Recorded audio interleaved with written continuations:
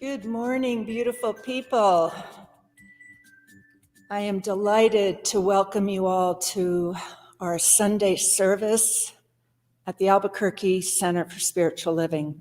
My name is Jan Nolan, and I'm a licensed spiritual practitioner here.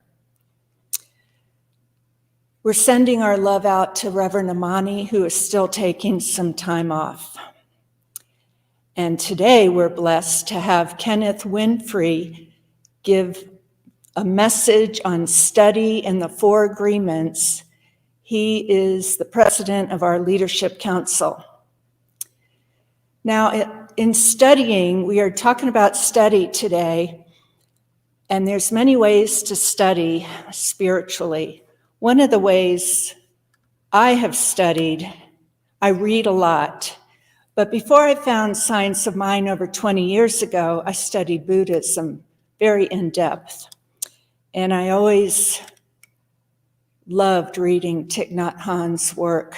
He is a revered teacher who passed away this weekend at the age of 95, and he leaves some beautiful wisdom behind. One of the things he said, which really speaks to me because letting go is key to freedom. Letting go gives us freedom, and freedom is the only condition for happiness.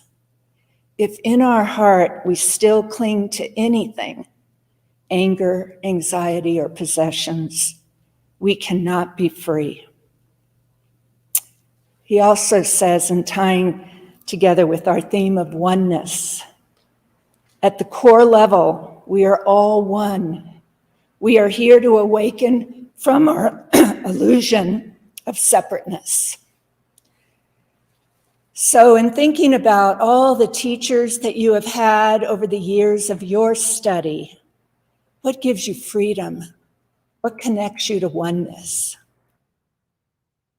I invite you to join me by going within right now and recognizing that Spirit is everywhere present, living in all of life, living in me, living in you. And that Spirit is all good, all God, all divine light, love. That Spirit fills our lives with the magic of perfection and beauty. And I know today this service is blessed by Spirit and touches each and every person here contributing to the manifestation of this message. We are all touched by the magic of love. We are all touched by the oneness that exists in this one life, this one mind. I know the Spirit unfolds perfectly. What we give here touches each and every one of us and all of you. And we are grateful for your presence today. I let it be. I let it go in love. And so it is. Hello, beautiful people. I am practitioner Clarissa Crow, and I'm here to tell you about a spirit group that is coming up. It's starting on Friday, the 28th of this month, and it is called The Art of Prayer and Practice. And it's going to be meeting in person. This is your one in-person spirit group opportunity. We'll be meeting here at the center, making sure to socially distance and wear masks and keep everybody safe. Will be from 5:30 to 6:30, Friday evenings ongoing. And it will be led by yours truly and Dino here, and also practitioners Vicky, Jerry, Maddie, and Reverend Rebecca. And I just know that this is going to be a beautiful opportunity for us to come together, to connect with Spirit and with each other, and to explore prayer and practice in beautiful and creative ways. We wanted to give you the opportunity to have a place to come on Friday evenings. So we welcome you. We were so fortunate this summer to meet with all the practitioners here at the center. And the one thing that came out of our sessions was an intent to be together. So we trust that those of you that have the time will join us. We will be here with open arms and creating safe, sacred space for you, for us, and for everyone. So to sign up, just go to the website, abqcsl.org, and click Next Steps.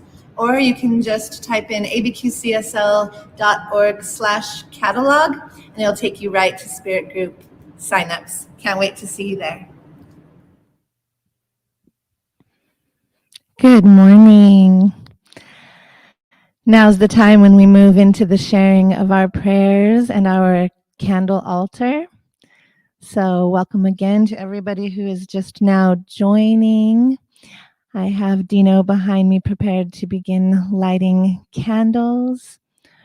And I would like to begin the candle lighting with a prayer in celebration and honor of Thich Nhat Hanh and his beautiful life and legacy, and how very blessed I have been, and so many of us have been, by his amazing teachings and presence in this world.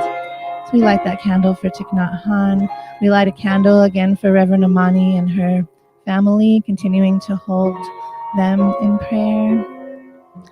We light a candle for all of those of us who are here today, keeping things going here at the center. And I know that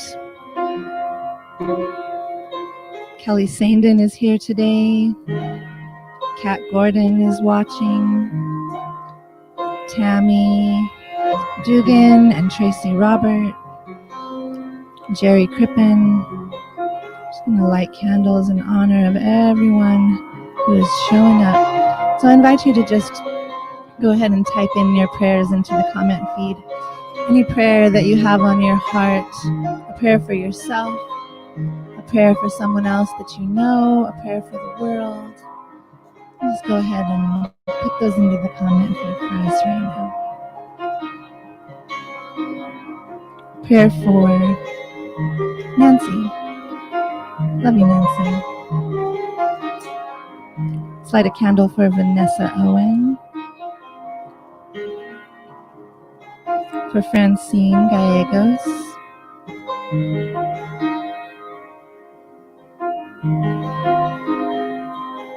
For Kenneth Talbot. For Candace.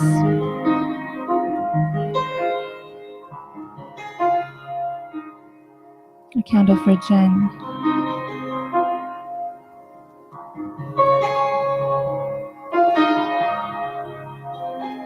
Light a candle for Erica and Adam Koplow. A candle for Joylyn Hertz. A candle for Elizabeth Layton.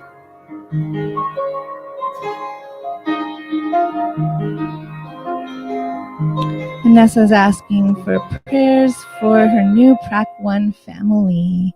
So exciting, a new Practitioner 1 class has begun. So yes, let's light a couple of candles in honor of all of you beautiful Prac students.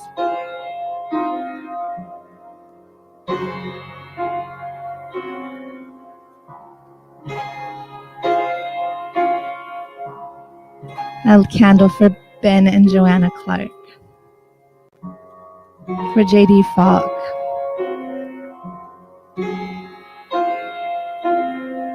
For Michelle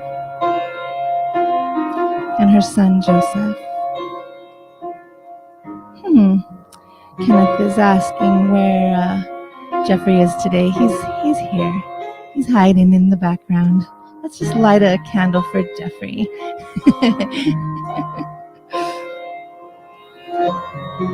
Beautiful morning, Kelly. Yes, it is.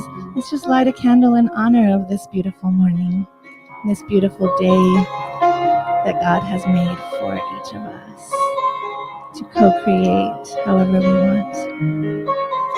Let's light a candle for my dear mommy, Alexis Lindsay.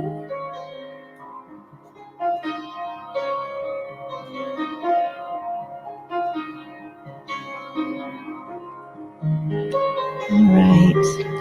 And sometimes not all the comments show up on my Facebook feed. Some may be joining us on YouTube. And even if you're watching this at another time on demand, just know that your prayers are included as well. We are all connected in the one mind, and this beautiful altar full of candles is holding a space for your prayer, which is my prayer, which is our prayer. So let's anchor these prayers now with the singing bowl.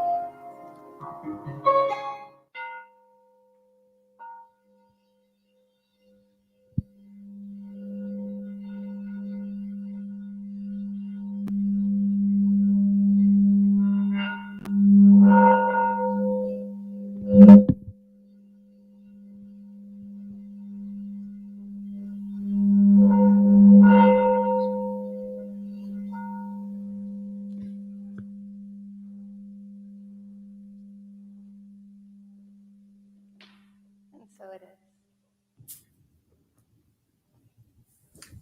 Hello, my friends. It is me, Clarissa. The practice that we are focusing on this week is sacred study. And I love this one. I just love that there's such a treasure trove of amazing books out there that are just chock full of so much juicy spiritual wisdom. And I myself, really, those are the only kind of books that I own. are books for spiritual study, and I have collected quite a glorious collection of them myself over the years. And I know that I have barely scratched the surface. It's really exciting to know that I will never run out of material for sacred study, because there's so much still out there and new stuff being created all the time. The process of finding books for sacred study is a spiritual practice in itself for me. I love just going into a bookstore and going straight to the spiritual books section and just getting my thinking mind out of the way and just opening my inner eye and just seeing which book lights up for me. So fun. And I do the same thing with my own library. I just ask Spirit to guide me to the book that will reveal a message that is the perfect message that I'm needing in the moment. And so let's see. Oh, and here is Don Miguel Ruiz's 4 Agreements. Kenneth's going to be referencing this one in his talk today. Some of these classics are just ones that I return to again and again. But let's see which one's really calling me right now. Okay.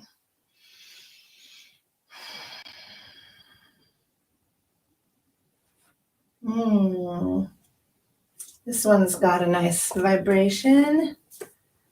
This is a Thich Nhat Hanh book. It's called Going Home. This is actually subtitled Jesus and Buddha as Brothers.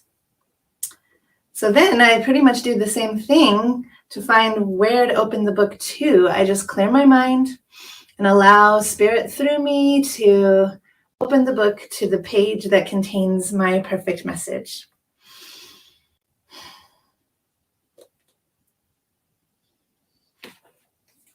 All right, here's what it says. There you are, born again.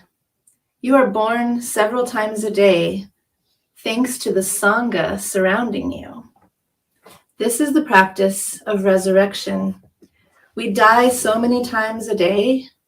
We lose ourselves so many times a day.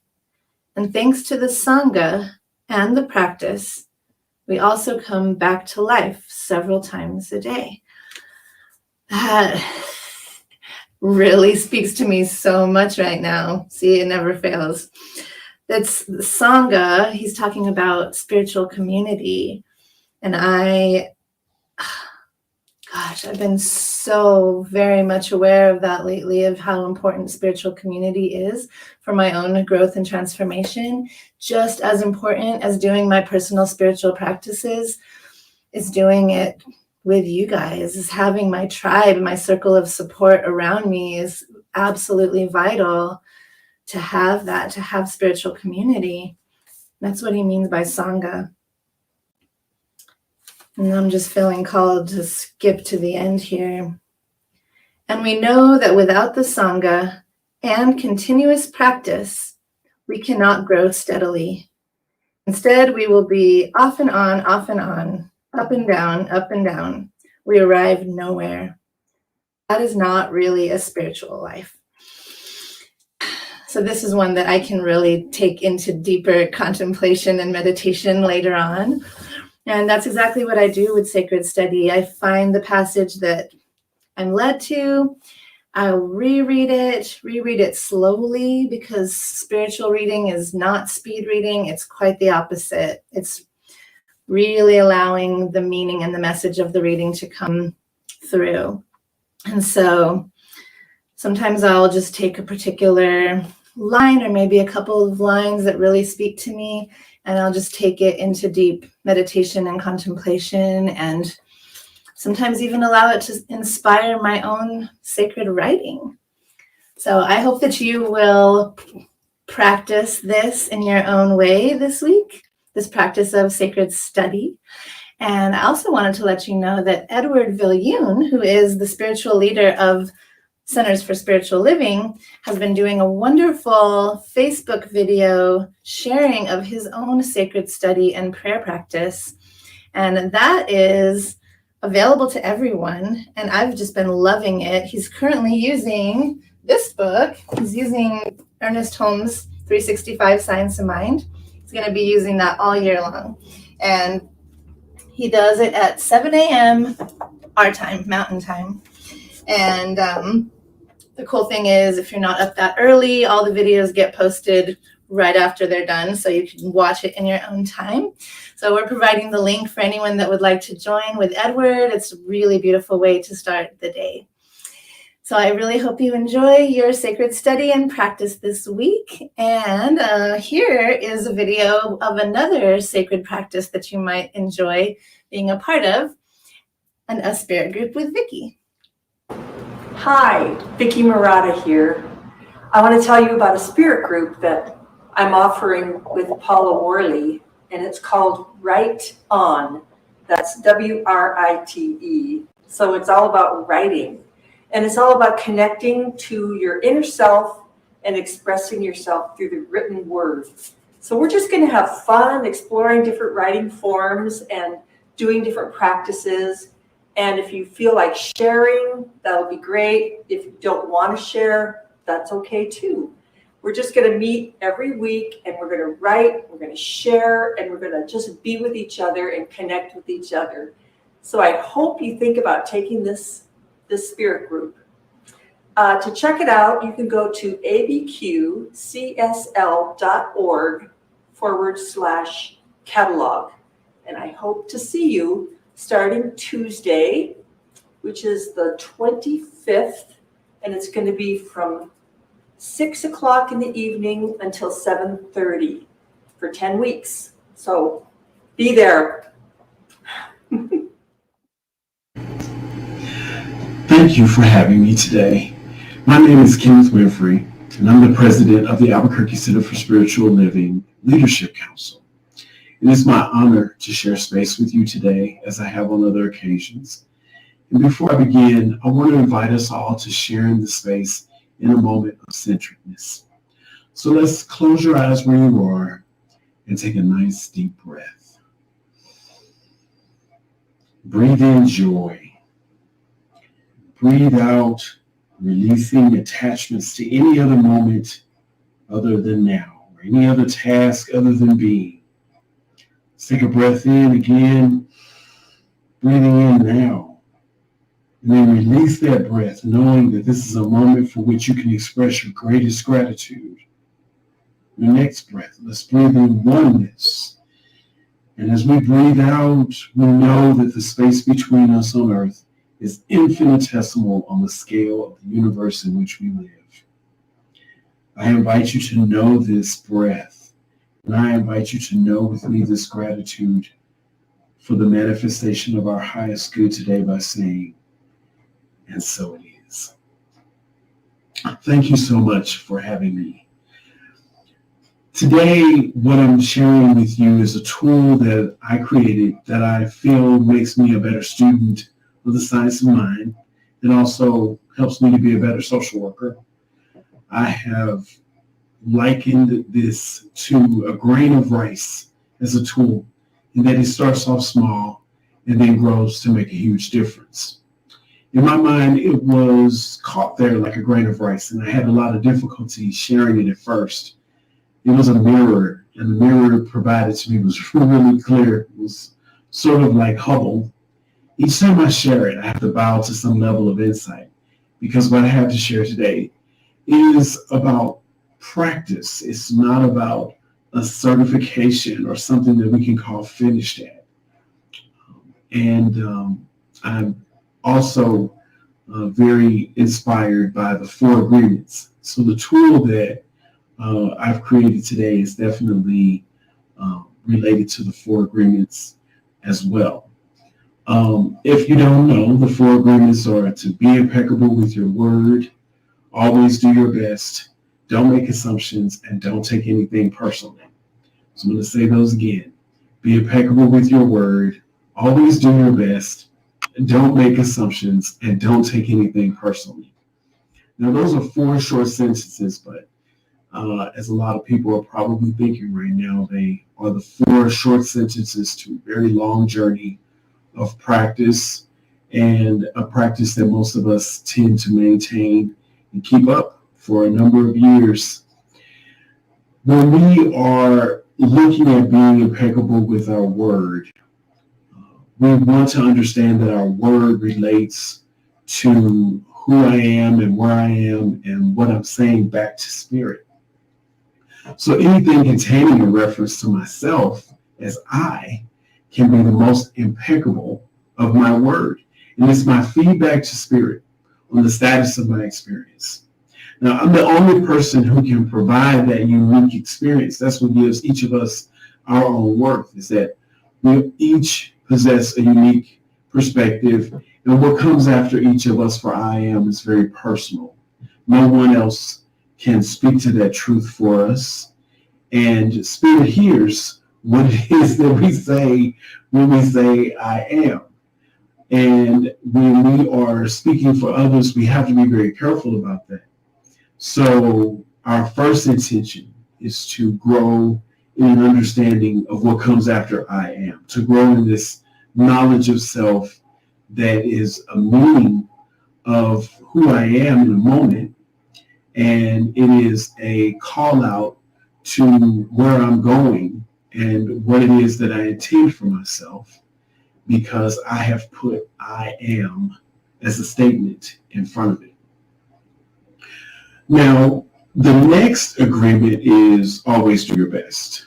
With this one, I think we often are confused as we live in a competitive society. We always do the best, and that can change.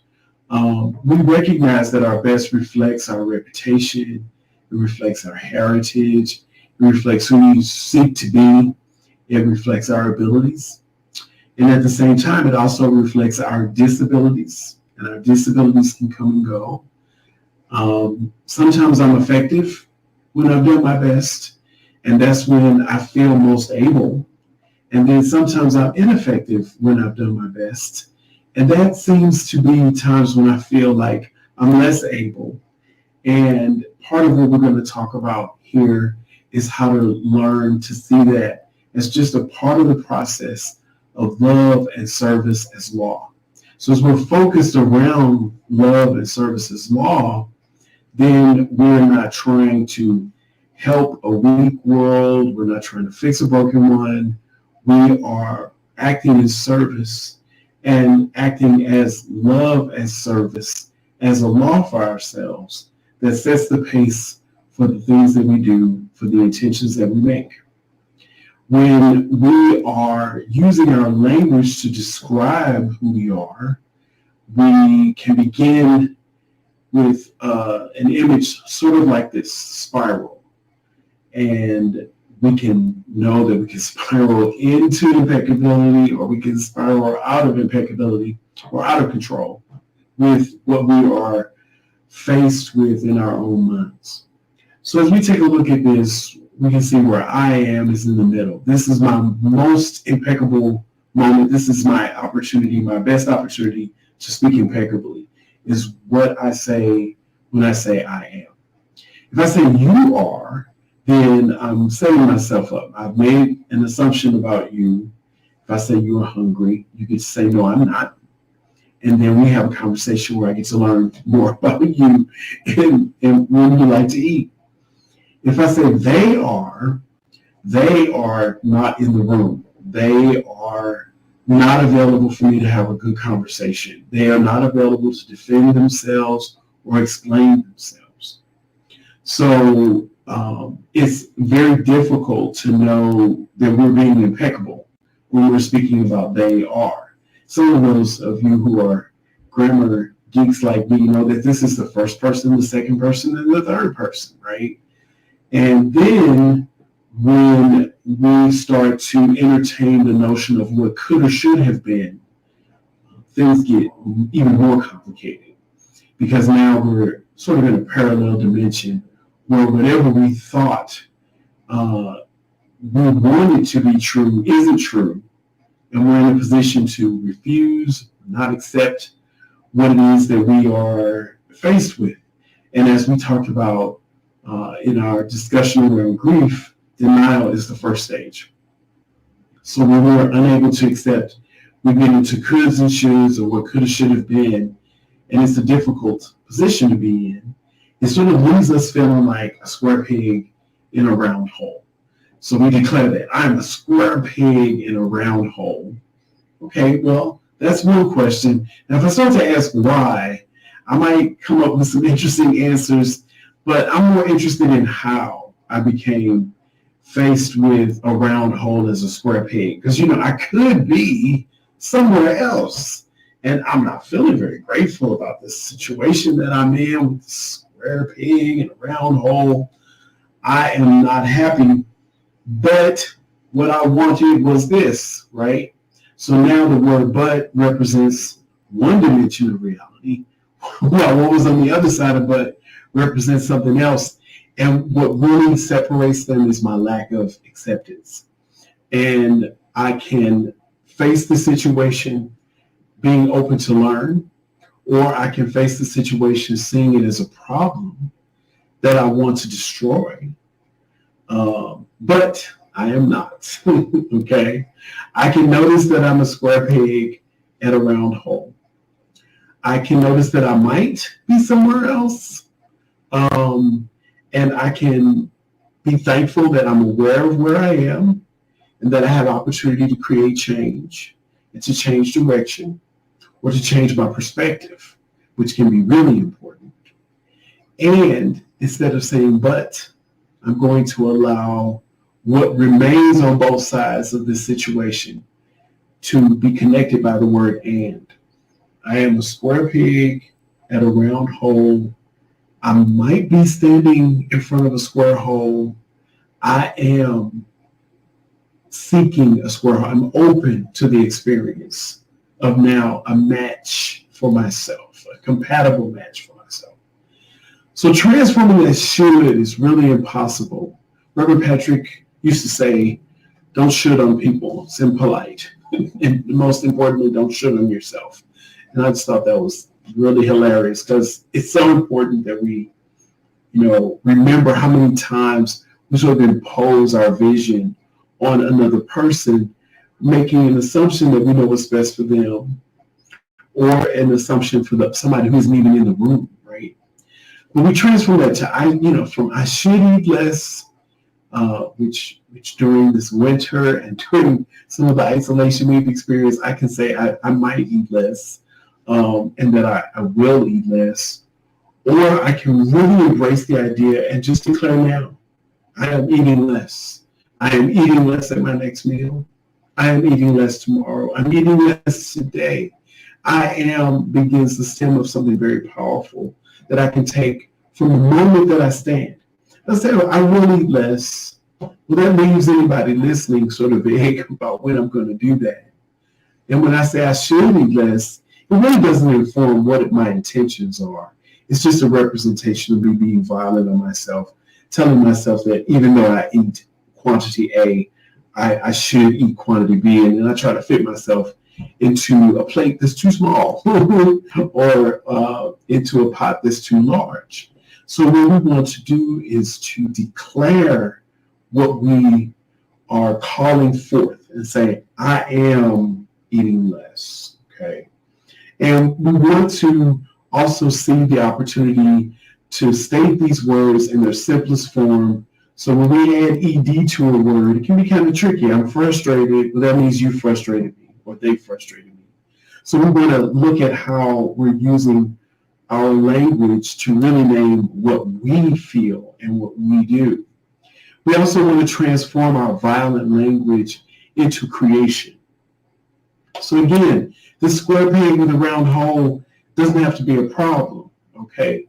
We can work on this problem as service to one another, to support each other's highest good. We're round, I'm square. Hey, let's see if we can provide a referral. Let's see if we can make a connection to some people we know that might have something resonant, or at the very least, we might make this an opportunity to seek clarity with one another. Somehow we found ourselves in one another's space in an unexpected way. So rather than just declaring we're square peg, round hole. It's not going to work. This is a problem that has to be eliminated by either forcing you to be more round or forcing me to be more square, whatever. It's going to be sidestepping the opportunity for clarity and awareness. Now, clarity might mean I need to be a little bit more well-rounded, right? I need to round my edges, not be so sharp. And maybe the circle says, you know what, I might firm things up a little bit so that I can filter things that are coming my way. And we might even learn from those things that we see as a problem because of the contrast, because they're unexpected, because they're things that we've never seen before. That's what we're going to want to be able to see. So we can transform our language from kill two birds with one stone to catching two birds with one net. We can transform our language from catching and capturing to setting things free, to freeing two birds at one time, to allowing both things, even though they might be opposed, to sit and stand next to each other in harmony, in a way that's complementary, and in a way that doesn't ask us to step outside of our authenticity. Because when I'm outside of my authenticity, it's very difficult for me to be impeccable with my word. And it's very difficult to know what my best is if I'm not feeling that I've made room for myself, made room for me to be who I am, as well as for me to grow, and for those who are around me to grow as well. This language can be very powerful because just like we would use the phrase kill two birds with one stone as a habit, we use a lot of language that may be habitual and that might actually be violent towards ourselves, might be violent towards other people. It may also be a distraction because none of my power is in telling you what to do or trying to make you do anything. None of my power is certainly in what I'm trying to make them do, even though I don't know who they are, which I think there's a lot of them in our lives in social media now. And we don't have a lot of power there. When we talk about what could or should be, then that's actually where the universe actually was over here. And then we decided that we needed to be over here. And so there's absolutely no power in that. And then when we talk about what could or should have been in the past, we're being very aggressive with ourselves because there's absolutely nothing we can do to change that. And we really do make ourselves a square peg faced with a round hole. And we start to try to catch and destroy the things around us in order to compensate for a lack of centeredness and acceptedness. Now, the word they is a very powerful word in our language. It's become more powerful recently as it's used by people who are non-binary in their identification as gender. We might believe that there are only two genders, and that's not true. And so they, as a term, often refers to people in the place of he or she. And so we would say, I identify as Kenneth. My name is Kenneth. I use they, them pronouns. So as Kenneth, myself personally, I use he, his pronouns.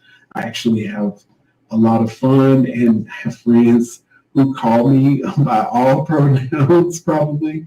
And I enjoy that as well. My first impetus in my own identification with myself is they, and is he. And if someone refers to me as they, my impulse is to accept it, not to question it. And that is because I don't assume what it is that works for other people. So I'm listening for what they're offering. And that goes along with the four agreements of not making assumptions.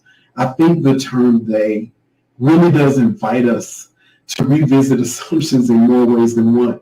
When we're talking about they as those who aren't in the room with us, we're making assumptions about them. And when we're talking with people who identify with they, them pronouns, it's often after they have faced some assumptions about who they are. So to assume about someone is really to try to put their square peg in the round hole of my own assumptions. So what do we do to practice using this tool, right? Well, I thank you, right? That is one way of using I am thankful for you. That is me saying I'm going to be with what is. I'm knowing that I am too. So that's diunital, which is that replacing but with and. We call that diunital instead of dichotomous, which is a but or.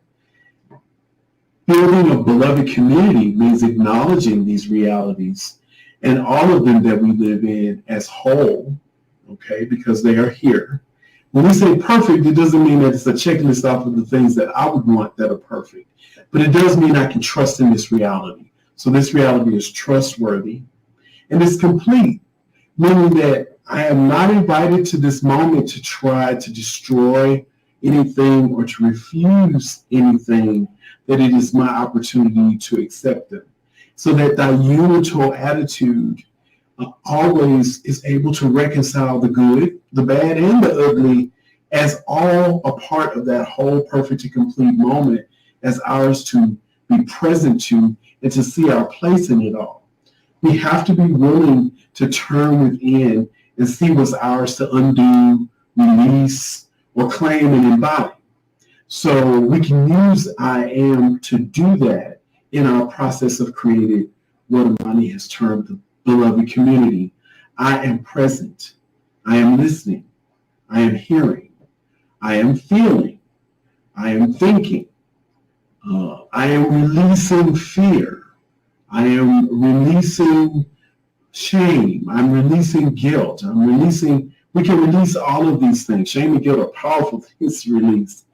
And then we can come back to I am grateful for you. I am grateful for the experience of transformation that I had from guilt to liberation.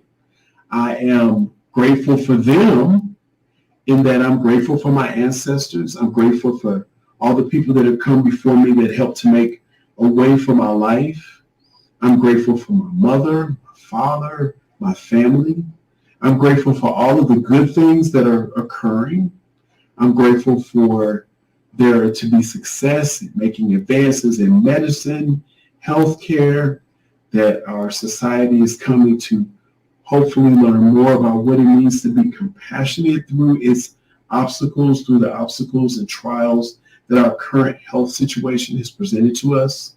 And so I'm grateful for all those negative things as they are changing as well. So I'm in no position to deny anything. I can be in oneness with all that is, even as I am in service as love, to create transformation for what might be. Okay, that is how we use this language to create, and how we use this language to name and claim that which we wish to embody. This capacity to say I am means that I am naming this place where spirit lives in me. I am labeling it with whatever comes after I am. Okay, so I say I am purple, which is a wonderful thing for me. That's great. I feel good. I feel good when I say I am purple. Even if I'm not purple, I say I feel good because I can use it to describe maybe a mood or an attitude, right? So I make my intention with what I believe should be. So we don't want to throw away anything, right? I'm not destroying the words could or should either. I'm just showing us how if we use those ideas differently and use language around them differently, that it feels more powerful. So if I feel that I should be something, then, or if I feel that I should have been something, then I'll say, well, then I should be it now. I might be that now. Maybe they will be a part of that with me. Maybe it starts with you and I. So all of my treatments, all of my dreams, all of the realizations that I can conjure up come from a should, come from something that might look like a should, and my realization is how I'm bringing that in from outside of me, from a notion of it being outside of me, into the realization that it's already right here. My highest good is already right here. As soon as I'm thinking my highest good, it is already underway. I am eating less. I have already declared that is what is going to happen at my next meal. My brain heard me, spirit heard me, everybody heard me. So I'm thankful that we can use this language in ways that we can make for a family of humanity. And we can even use them as a moment of advocacy, okay? So if I'm going to name them, I might want to create an intention that involves me and their highest good. I am working for the highest good of the community of the Albuquerque Center for Spiritual Living. Well, that's a you right now. But if I'm talking to a friend, that might be my statement if they're not a member of the community. So we can contemplate our dreams, our goals, and what we want in this way. And hopefully it can make for a more powerful experience of how you use your language, how you envision your highest good, how you create change for yourself, and how you imagine yourself as a part of the beloved community of the Albuquerque Center for Spiritual Living. Thank you so much. Be blessed, and namaste. Thank you, Kenneth, and for your love and all that you do for us. Good morning, everyone. My name is Dino, and I am a spiritual licensed practitioner here at the Albuquerque Center for Spiritual Living. For those of you that don't know me, I want to just welcome you today into this sacred space. Sometimes I close my eyes and I wonder, how did I get here? It's just such a lovely life that I live today. I remember being in the sanctuary one morning and someone from the platform used the term practitioner, and immediately I wanted to be one. I wanted whatever that was, and I didn't even know what it was. And through the following months, I inquired and I began to prepare myself for study. Practitioner 1 is 30 weeks as well as Prac 2. And I didn't care how long it was because there was something calling me.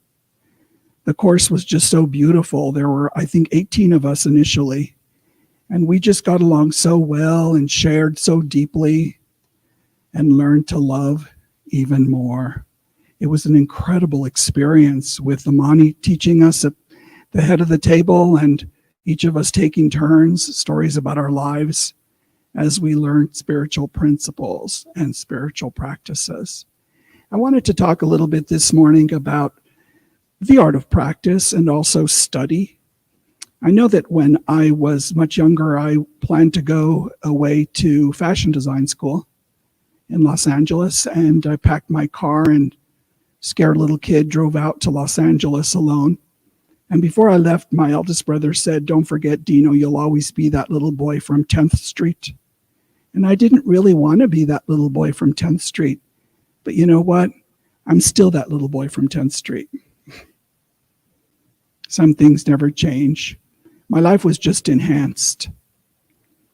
I eventually got a job designing menswear downtown in the produce department.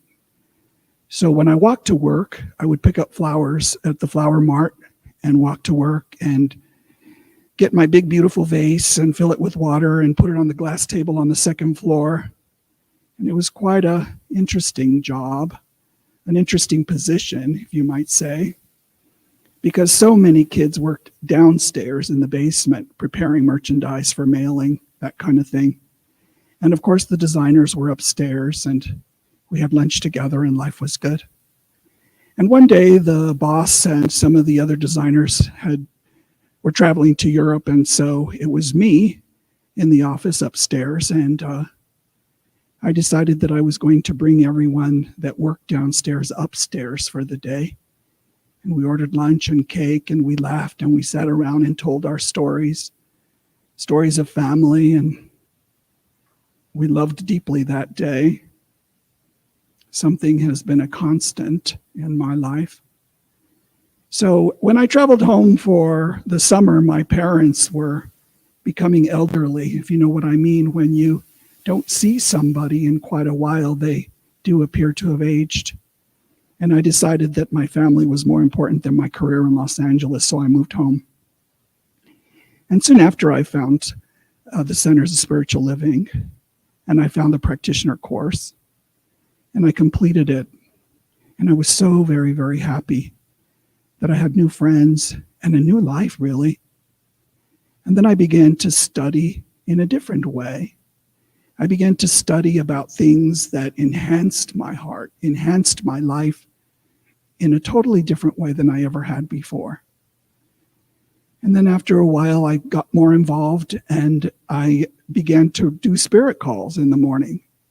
And it takes me about 2 or 3 hours to prepare a spirit call for 2 minutes. And I don't necessarily know what I'm going to talk about. I usually sit in silence, as Reverend Rebecca taught us.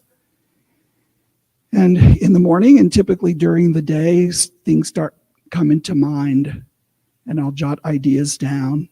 And then all of a sudden, I sit down, and the spirit call begins to create itself. And I'm just part of that. I'm just part of that beauty, that study that has come to life. And so I try to offer stories that might make you think a little when you hear them. I don't think that they're necessarily changing the world, but they're kind of like getting on a trolley car when you're in an odd, interesting city that you're visiting and you take a little tour around the city. That's kind of what I think my spirit calls are. But for me, it's sacred space. For me, it has allowed me to live in sacred space, to believe that life is good, that people are good, that I am loved, that you are loved. And I hope today that you take away just a little from the spirit calls that are being spoken out in the mornings. They're very important that we continue to gather the fruit of our community together by being together. And we so appreciate you being part of this sacred space that we've created this morning. Thank you so much. Thank you, Dino. And this is the moment in the service that I get to say thank you. Thank you to Jordana and Emil for helping us produce this gathering for you and getting it out over YouTube and Facebook. Another amazing way that we can maintain our connection to each other during this time. And I thank all of you that tuned in today, and all of our committed givers and all of our community members who give what they can when they can, gifts of time and talent and treasure that fund and fuel our ability to express spirit in the way that we do. All morning we've been celebrating spirit groups. Spirit groups is a beautiful way, even virtually, where we can maintain that sense of connection together. And spirit groups are open now for sign up. I'll tell you a little more about that, but I want you to check out the last one that we're going to promote this morning. And here's Reverend Rebecca. Hello there. I'm Reverend Rebecca Allen, and I'm here to invite you to consider joining the spirit group that I'll be facilitating based on the book written by Julia Cameron, the title of which is It's Never Too Late to Begin Again. So it starts on January 28th, Friday, from 11 to 1 on Zoom. And so if you're interested in exploring a sense of wonder, a new sense of purpose, perhaps, to explore areas of your life that you haven't given time or space to in the past, if you're interested in having some fun and being in community and probably having some laughs, then I invite you to join us for that spirit group. It's never too late to begin again on Fridays, 10 to 11, beginning on January the 28th. So you may register by going to ABQCSL www.spirit.org/catalog. You'll find it. And you saw that link on the bottom of the page there for Rebecca's class, and all the spirit groups can be found at that address, or by going to our website and clicking on the next steps area. You can find that catalog. Sign-ups are underway, and they're filling up, and it's a beautiful way to express community together. And we can't wait to see you at one of those. Sign up for as many as you like, and we'll begin this week. So I have a few other announcements. There's so much going on in this community. We have all kinds of opportunities and discussions to be had around how we're going to move together in community regarding our building and all other visioning for our collective future. So I wanted to let you know about a couple dates and how you can stay totally up to date on the business of the center. This coming Thursday, the 27th at 6 p.m. on Zoom, we're going to have is our open leadership council meeting. That's a great way to participate in the conversations that are taking place around the operation of the center. And then we're going to start a series of informational town hall meetings. The first one is going to be on Sunday, February 6th at noon on Zoom. And the way to get these Zoom invites, if you're interested, is to receive the Leadership Council e-newsletter. And you can do that by going to ABQCSL.org, and there's a sign-up link for that newsletter. And also in our regular newsletter that goes out every week that you should be getting by now, you can sign up for that newsletter on the website, and there's links all throughout that to the council newsletter as well. But then you'll get every week, you'll get the invite to whatever's happening for that week. So I encourage you to stay involved and informed by receiving our communications. Thank you so much for everything that you do for us, and we are blessed by your participation. And now I'm going to send it over to Dino again.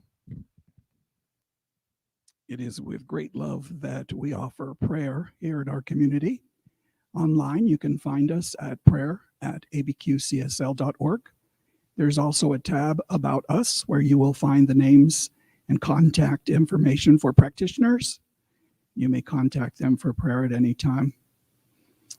I wanted to just believe that you are with me in prayer, that you are with us in prayer, that we are together in prayer. At this time, if you'll join me with our closing prayer. We create a space, a field, a pond, a sacred space for our hearts and our love for one another. In gratitude, we pray that we are held in this sacred space, and those we love are here with us as well. We know the beauty of prayer. We know that prayer works. And we know that when we say prayer together, it is more powerful. We pray for the universe, for the world, for our earth, for our families, for our children, for the sweet animals of the earth. We pray for the air and the water, and for everything of every color we pray. We hold in this sacred space that has been created for us today. And we know that we are one. As we go out into our busy days, let us remember to be kind. Let us remember to hold our hand out every once in a while to those that we live with and squeeze their fingers tight, just so that we can remember this sacred space. And so it is. At this time, if you'll join me in reciting the closing affirmation, I am the morning light and the setting sun.